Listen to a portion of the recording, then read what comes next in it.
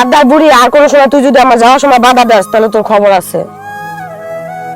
আমি বাহাদাইতে যাম গে, এক মুহূর্ত থাকবো না।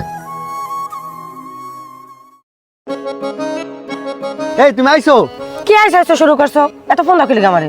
আরে তোমার ফোন না দিয়ে আমি কারো ফোন দিম কও? নিঃশ্বাসে বিশ্বাসে প্রত্যেকটা শিরায় শিরায় তুমি আমার। ওইসে ডং বাদ দাও, কি লিগাই তো কইছো এটা কও। আরে বুঝলাম না, কথা কইলে তুমি স্যাত করো, এত রাগ কে তোমার? রাখি এমনি এমনি ওঠে যে আমার কাছে আজকে 6টা মাস ধরে কইতেছি টাকা দাও হে দিতেছে না। আচ্ছা তুমি এত ইমার্জেন্সি টাকাতে কি করবা? আর বলো না, আমার বান্ধবরা সবাই আইফোন চালায়, আমার কি মন চায় না একটা আইফোন চালাইতে? তা তোমার জামাই কি বললো? ও বলছে এই মাসে শেষে টাকা পাঠাবে, আমার তো আর তো অসুবিধা আছে না। ও এই কথা, তাহলে আমার এটা তুমি চালাও। হ্যালো, না তোমার ফোন আমি নিমু, বিষয়টা কেমন দেখা যায় না? আচ্ছা সমস্যা কি? এই মাস পরে তো তোমার জামাই তোমার টাকা দিতে গেছে, ওই সময় তুমি একটা ফোন কি নাম্বারটা তুমি আমার দিয়ে দিও। আচ্ছা ঠিক আছে, তাহলে নেওয়া যায়। আচ্ছা নাও, এইবার তো খুশি। আচ্ছা চলো, মনের আনন্দ দেয়া দুজনে যে ফুচকা খাইছো। না আজকে বাসায় একটু কাজ আছে, আরেকদিন খাবো, ঠিক আছে? আসি।